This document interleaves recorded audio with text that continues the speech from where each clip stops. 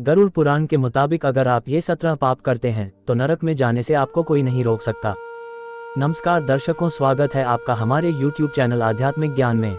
हिंदुओं में ऐसी मान्यता है कि इस दुनिया का सबसे पुराना धर्म हिंदू सनातन धर्म है।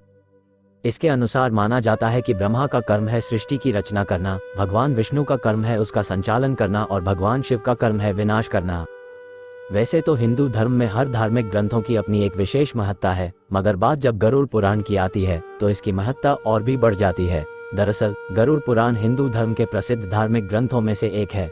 वैष्णव संप्रदाय से संबंधित गरुड़ पुराण सनातन धर्म में मृत्यु के बाद सद्गति प्रदान करने वाला माना जाता है। इसलिए सनातन हिंदू धर्म में मृत्यु के बाद गरुड़ पुराण के सुनने का प्रावधान है। मृत्यु प्रकृति का अटल सत्य है। जो इस धरती पर आया है उसे एक दिन यहाँ से जाना ही है।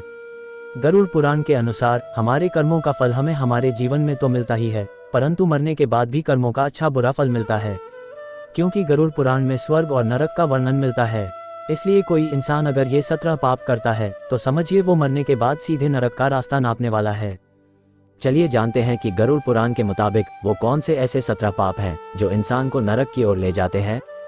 नंबर 1, ब्राह्मण या पुजारी को मारना, किसी को नशे की हालत में छोड़कर चले जाना, किसी पवित्र कसमों और वादों को तोड़ना, भ्रूण की हत्या करना या फिर भ्रूण को नष्ट करना आदि को गरुड़ पुराण में बहुत बड़ा पाप माना जाता है।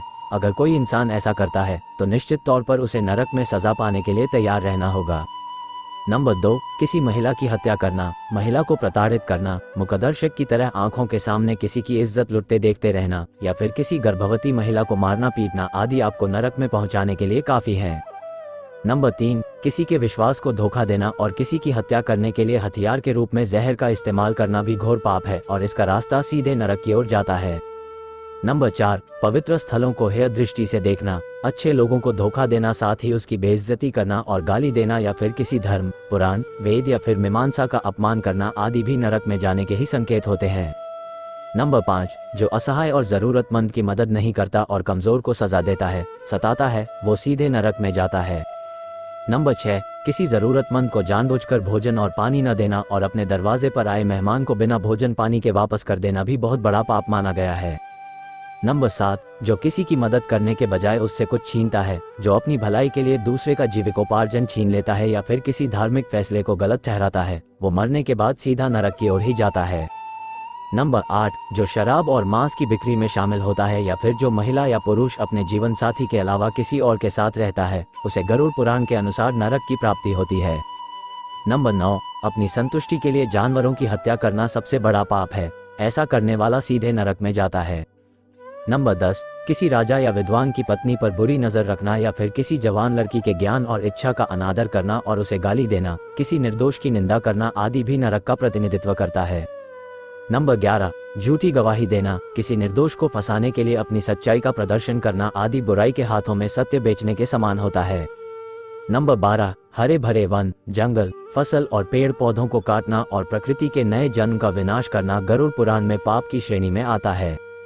नंबर 13, किसी विधवा की पवित्रता को नष्ट करना या किसी मर्द से शादी की सीमा को लंघकर संबंध बनाना भगवान की नजरों में पाप है। ऐसा करने वालों को स्वर्ग में नहीं बल्कि नरक में जगह मिलती है। नंबर 14, पत्नी और बच्चों की जरूरतों को अनदेखा करना, पूर्वजों की उपेक्षा करना इंसान को नरक में ले जाता है। नंबर 15, जो व्यक्ति भगवान शिव, विष्णु, सूर्य, गणेश और दुर्गा जी का सम्मान नहीं करता और जो देवी देवताओं की पूजा नहीं करता वो भी नरक में ही जाता है। नंबर 16, जो किसी महिला की इज्जत लूटने के इरादे से उसे शरणार्थी के तौर पर आश्रय देता है और उसकी आड़ में वो अपराध करता है, वह सबसे बड़ा पापी होता है। नंबर 17, जो पवित्र आग, पवित्र पानी, बगीचे या गौशाला में मलमूत्र का त्याग करता है, उसे तो खुद यमराज सजा देते हैं और उसे नरक में भेज देते हैं। दोस्तों, यह जानकारी आपको कैसी लगी? अच्छी लगी हो तो चैनल को लाइक, कमेंट और सब्सक्राइब करें। धन्यवाद।